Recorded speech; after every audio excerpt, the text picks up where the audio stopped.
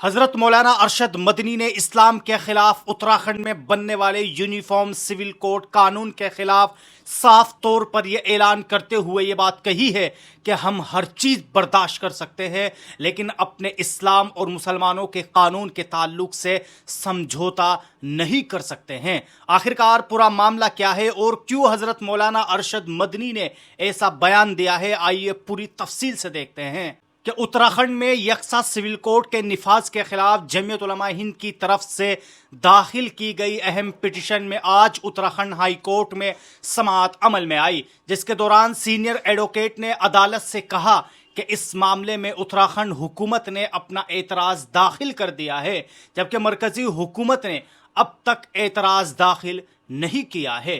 نیز اتراکھنڈ حکومت کے اعتراض کا جواب دینے کے لیے انہیں کچھ وقت درکار ہے۔ Chief justice Uttarakhand high court G Narendar اور جسٹس آلوک مہرا نے سینئر ایڈوکیٹ کی درخواست کو قبول کرتے ہوئے مقدمے کی سماعت 23 ستمبر کو کیے جانے کا حکم جاری کیا ہے۔ عدالت نے مرکزی حکومت کو بھی حکم دیا ہے کہ وہ اگلی سماعت سے پہلے جمعیت علماء ہند و دیگر کی پٹیشن پر اپنا جواب داخل کرے۔ مرکزی سرکار کی نمائندگی کرتے ہوئے ایڈوکیٹ اگروال نے عدالت سے جواب داخل کرنے کے لیے وقت طلب کیا ہے، جسے عدالت نے منظور کر لیا ہے اور عدالت نے کہا ہے کہ معاملہ ملتوی کیا جا رہا ہے۔ اس سے پہلے کہ سماعت پر سینئر ایڈوکیٹ کپل سبن نے بینچ کے سامنے دو اہم باتیں رکھی تھی۔ پہلی یہ کہ لسٹ 3 انٹری 5 کے تحت کسی صوبائی حکومت کو یونیفارم سول کوڈ بنانے اور اسے نافذ کرنے کا کوئی اختیار نہیں ہے۔ یہاں تک کہ دفعہ 44 میں بھی کسی صوبائی حکومت کو اس طرح کی قانون سازی کی اجازت نہیں دیتی ہے۔ مسٹر سبن نے دوسری بنیادی بات یہ بھی کہی تھی کہ جو قانون لایا گیا ہے اس سے شہریوں کے ان بنیادی حقوق کی صریح خلاف ورزی ہوتی ہے جو انہیں آئین کی دفعہ 14، 19، 21 اور 25 میں دیے گئے ہیں۔ قابل ذکر ہے کہ اتراکھنڈ اسمبلی میں یکساں سول کوڈ کی منظوری کے تقریباً ایک سال بعد گزشتہ 27 جنوری 2025 کو وزیر اعظم نریندر مودی کی موجودگی میں باضابطہ طور پر نافذ کر دیا گیا تھا۔ اسی طرح اتراکھنڈ یونیفارم سول کوڈ نافذ کرنے والی ملک کی پہلی ریاست بن گئی۔ مولانا ارشد مدنی کی ہدایت پر جمعیت علماء ہند نے اس قانون کو اتراکھنڈ ہائی کورٹ میں چیلنج کیا، جس پر آج دوسری سماعت عمل میں آئی۔ آج کی قانونی پیش رفت اپنے رد عمل کا اظہار کرتے ہوئے صدر جمعیت علماء ہند مولانا مدنی نے کہا ہے کہ آئین، جمہوریت اور قانون کی بالادستی قائم رکھنے کے لیے جمعیت علماء ہند نے عدالت کا رخ کیا، اس امید کے ساتھ کہ ہمیں انصاف ملے گا۔ انہوں نے کہا ہے کہ ہمیں ایسا کوئی قانون منظور نہیں ہے جو شریعت کے خلاف ہو۔ مسلمان ہر چیز سے سمجھوتا کر سکتا ہے لیکن اپنی شریعت اور مذہب سے کوئی سمجھوتا نہیں کر سکتا۔ موجودہ حکومت یونیفارم سول کوڈ کو لا کر مسلمانوں سے وہ حقوق چھین لینا چاہتی ہے جو اسے ملک کے آئین نے دیے ہیں، کیونکہ ہمارے عقیدے کے مطابق جو ہمارے آئلی قوانین ہیں وہ انسان کے بنائے ہوئے نہیں، وہ قرآن مجید اور احادیث سے بنے ہوئے ہیں۔ جو لوگ کسی مذہبی پرسنل لا پر عمل نہیں کرنا چاہتے ان کے لیے ملک میں پہلے سے ہی ایک اختیاری سول کوڈ موجود ہے، تو پھر یونیفارم سول کوڈ کی کیا ضرورت ہے؟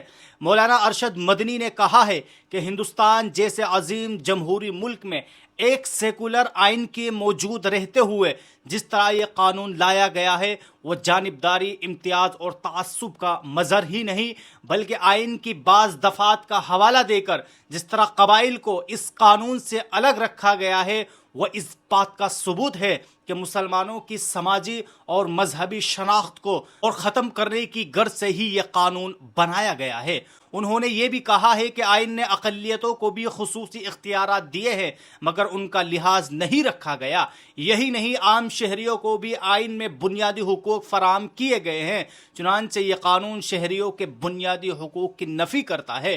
انہوں نے کہا ہے کہ امید افزا بات یہ ہے کہ کچھ انصاف پسند غیر مسلموں نے بھی اس کے خلاف عرضیہ داخل کی ہے جس میں انہوں نے بھی امتیاز، تعصب اور بنیادی حقوق کا معاملہ اٹھایا ہے۔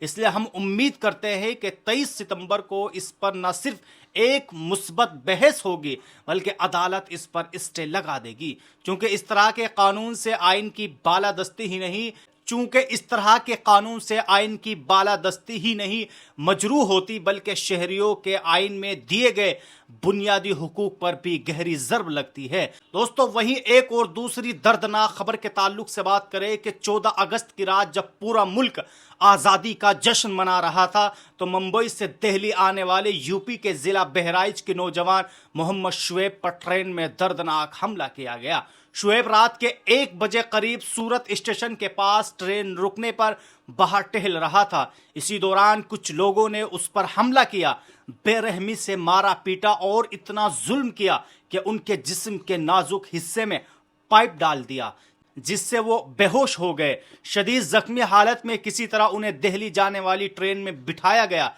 15 अगस्त को दिल्ली पहुंचकर घर वालों ने उन्हें गाजियाबाद के अस्पताल में दाखिल कराया, जहां वो इस वक्त आईसीयू में जिंदगी और मौत की कशमकश में है। डॉक्टरों के मुताबिक हालत नाजुक है और इलाज पर भारी खर्च आ रहा है। बताया गया है कि दर्द कम करने वाला एक इंजेक्शन ही 40,000 रुपए का है। मोहम्मद शुएब के वालिद पहले ही इंतकाल कर चुके हैं। घर की माली हालत कमजोर है। उनकी देखभाल इस वक्त उनके भाई और कजिन कर रहे हैं। वो मुंबई में रोजगार ना मिलने की वजह से दिल्ली अपने रिश्तेदारों के पास काम की तलाश में आ रहे थे। वाक़ये की इत्तला मिलने पर जमीयत उलमा हिंद के जनरल सेक्रेटरी मौलाना हकीमुद्दीन कासमी के साथ अस्पताल पहुंचे। उन्होंने जख्मी नौजवान की इयादत की, सेहत याबी की दुआ की और घर वालों को हर मुमकिन ताउन का यकीन दिलाया। जमीयत की तरफ से फिलहाल कुछ माली मदद भी की गई है, लेकिन मोहम्मद शुएब पर किया गया ये दर्दनाक हमला सिर्फ एक फर्द पर नहीं बल्कि पूरी इंसानियत पर हमला है। आज़ादी का दिन जब मुल्क खुशी मना रहा था, उस वक्त एक बेगुनाह नौजवान को इस बर्बरियत का निशाना बनाया। इंसानियत के माथे पर बदनुमा दाग है। हम मुतालबा करते हैं कि हुकूमत इंसाफ दिलाने के लिए फौरी कार्रवाई करे और मुजरिमों को केफरे किरदार तक पहुंचाए। इस खबर को बाकायदा जमीयत उलमा हिंद ने शेयर किया है। बहरहाल दोस्तों, आप सब लोगों ने इस वीडियो के अंदर ये कुछ वायरल खबरें देखी, जिसमें से आप लोगों ने साफ तौर पर देखा कि जिसमें हजरत मौलाना अरशद मदनी ने उत्तराखंड हुकूमत को साफ तौर पर यह बात कही है कि मुसलमान हर चीज़ से समझौता कर सकता है, लेकिन अपने ईमान और अपने शरीयत के कानून से समझौता नहीं कर सकता है। बहरहाल दोस्तों, आप सब लोग हज़रत मौलाना अरशद मदनी के इस बयान पर अपनी क्या राय रखते हैं, आप लोग भी हमें कमेंट बॉक्स में ज़रूर बताएं। और अगर आप हमसे जुड़ना चाहते हैं तो आप हमारे इस चैनल को सब्सक्राइब कर सकते हैं। अब दिल्ली के शाहीन बाग में भी मरहबा ट्रेवल ने उम्रा सर्विस सेंटर कायम कर दिया है, जहां से आपको मुकम्मल रहनुमाई और एतमाद के साथ उम्रे पर रवाना किया जाएगा। मक्का मुकर्रमा और मदीना मुनव्वरा में अच्छी रिहाइश, ज़ियारात, ट्रांसपोर्ट और सऊदी एयरलाइंस फ्लाइट और तजुर्बेकार गाइड्स की भी मदद दी जाएगी। अभी बुकिंग करने के लिए इस नंबर पर राब्ता कर सकते हैं।